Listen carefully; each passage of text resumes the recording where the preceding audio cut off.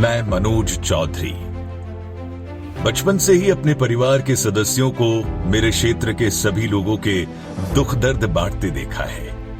उनके दर्द को अपना दर्द समझकर उनके साथ खड़े रहते देखा है। इसीलिए राष्ट्र की सेवा मेरा भी सपना बन गया और जब 2018 में हाटपिपलिया क्षेत्र से विधायक चुनाव जीता और यह अवसर मिला कि अपने क्षेत्र के लोगों की समस्याएं कम कर सकूं, तो सिर्फ उन 2 वचनों के माध्यम से। एक वचन जो मैंने किया था कि जब 2018 के चुनाव में हम जनता के बीच गए थे, उस समय हमने कई वचन जनता को दिए थे कि हम जनप्रतिनिधि बनने के बाद, चुनने के बाद आपके कई काम करेंगे और वचन दे करके जाते हैं। और वो दूसरा वचन, सरकार द्वारा उस वचन पत्र में किए गए वो तमाम वचन, जैसे कन्यादान योजना के तहत 26,000 की जगह 51,000 की राशि प्रदान करने का। साथियों, उन बहनों की बात करें जिन्होंने बड़ी हंसी खुशी से उनके परिवार वालों ने उनकी शादी करवाई थी, इस बात से कि मुख्यमंत्री कन्यादान योजना में उनका अगर विवाह करवाएंगे तो उनको अब 51,000 रुपये की राशि मिलेगी। उन लोगों को साल भर, 1.25 साल हो गए थे, उनके खातों में पैसे नहीं आ रहे थे। 2 लाख रुपए तक का किसानों की कर्ज माफी का वादा। कहीं करा भैया, कांग्रेस की सरकार बनिया का 1 साल ही हो और आज तक 2 लाख रुपए की घोषणा की थी, वह भी माफ नहीं भी। किसान कर्ज माफी तो हम कर नहीं पाए थे पूरी तरह से किसानों के, लेकिन जिन किसानों के कर्ज माफ नहीं हुए थे उनके भी ब्याज अलग बढ़ रहा था, साथ में सोसाइटियों द्वारा उन्हें खाद बीज भी नहीं दिया जा रहा था। लगातार किसानों द्वारा हमसे शिकायत की जाती थी। पानी की समस्या से छुटकारा दिलाने का वादा। तो पीने के पानी की स्थिति इतनी खराब थी कि हमने अपनी तरफ से प्रस्ताव बनाकर जो भेजे थे स्थायी समस्या का समाधान करने के लिए, उस पर आज तक कोई भी योजना तैयार नहीं कर पाए थे। और सड़क मार्गों में सुधार का वादा। तुम देखो तो जरा इन रोड की हालत कहीं हुई रही है। अरे एक पक्की नहीं करो, कम से कम एक पे मुरम तो डला ही दो, लोग ना आई जा ही सके। एक पे 2 मनक ना मरी गया पिछले साल ही ना रोड पे, वे अस्पताल पहुंची जाता तो आज उनकी जान बची जाती। अब तुम्हारे कहीं मालूम है बारा में जितनी जो सड़कें हमारी बन रही थी, चाहे कोई सी भी हो, वो सारी सड़कें भी काम बंद हो गए थे। लेकिन इन 1.5 साल में क्षेत्र की जनता जान चुकी थी कि ये सारे वचन मात्र वचन पत्र में लिखे जाने के लिए किए गए हैं। यहां तक कि कन्यादान योजना में 51,000 तो छोड़ो, जो 26,000 मिला करते थे वो भी बंद कर दिए गए। मेरी छोरी का ब्याह था तो 51,000 की बोलिया था कि 51,000 दान कन्यादान में, तो 51 तो 26 तो दो। अब पहला सरकार ने बोलिया था, ये अच्छा था पहला तो। संबल योजना के तहत दुखद घड़ी में अंतिम संस्कार के लिए जो 5,000 की सहयोग राशि दी जाती थी, वो तक बंद कर दी गई। संबल जैसी योजना जिसमें गरीब परिवारों को मृत्यु होने पर, कहीं दुर्घटना होने पर 2 लाख 4 लाख रुपए मिल जाते थे, वो मिलना बंद हो गए थे। यहाँ तक कि ऐसे गरीब परिवार जिनको क्रियाक्रम के लिए 5,000 रुपए की राशि हमारे पंचायतों द्वारा दी जाती थी, वो भी बंद कर दी गई थी।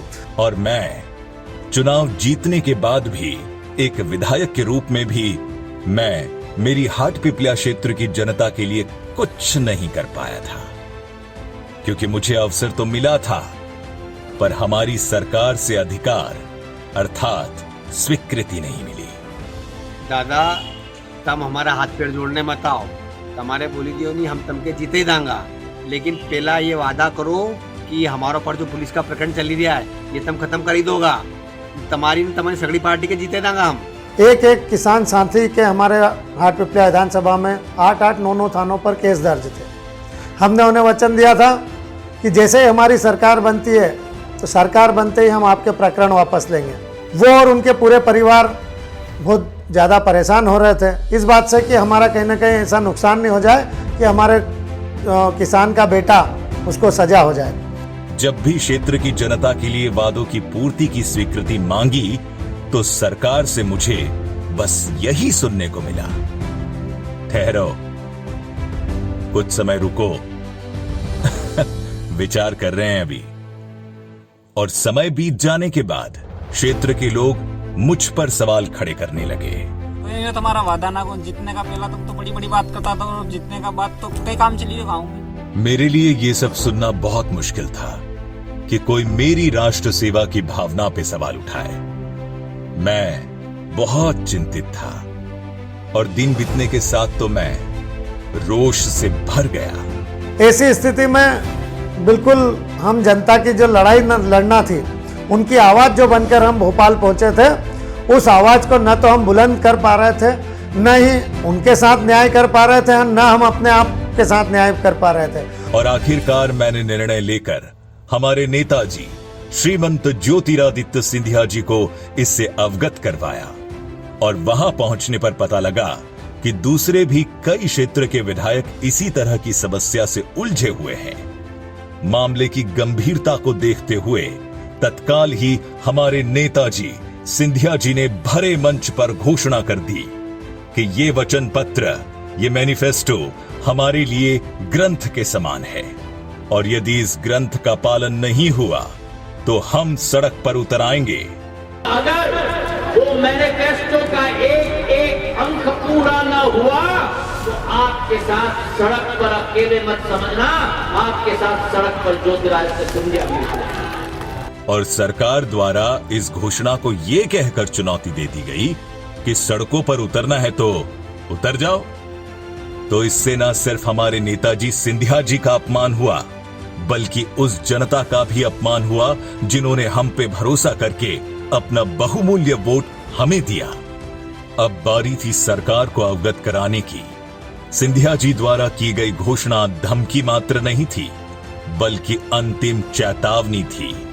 सिंधिया जी ने तुरंत शिवराज जी से मुलाकात करके उन्हें इन सब से अवगत करवाया और शिवराज जी द्वारा हमें ठोस आश्वासन दिया कि यदि आप हमें समर्थन दे रहे हैं तो सरकार बनते ही सबसे पहले कार्य आपके द्वारा जनता को किए गए वचनों की पूर्ति करना होगा। और इसके बाद मैंने और बाकी 21 विधायकों ने 19 मार्च 2020 को इस्तीफा सौंपा और अपने वादे के अनुसार शिवराज जी ने 30 अप्रैल 2020 को मुझे स्वीकृति प्रदान करते हुए चापड़ा नेवरी मार्ग के निर्माण का कार्य प्रारंभ हुआ।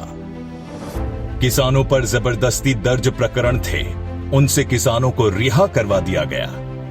जो कार्य पिछली सरकार द्वारा 1.5 साल में ना हो सका, उसे शिवराज सरकार ने चंद दिनों के भीतर पूरा कर दिखाया।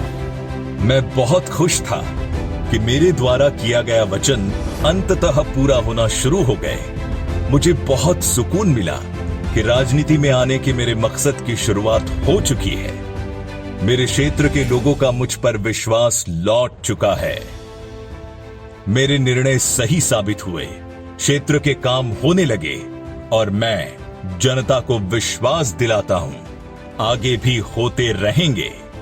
हां, मुझे जरूर अपना राजनीतिक दल बदलना पड़ा, पर वो जरूरी था मेरे क्षेत्र की जनता को किए गए वचनों की पूर्ति के लिए। वो जरूरी था मेरी राष्ट्र सेवा की भावना को जिंदा रखने के लिए। वो जरूरी था मेरे क्षेत्र के लोगों का मुझ पर किए गए विश्वास को सम्मान देने के लिए।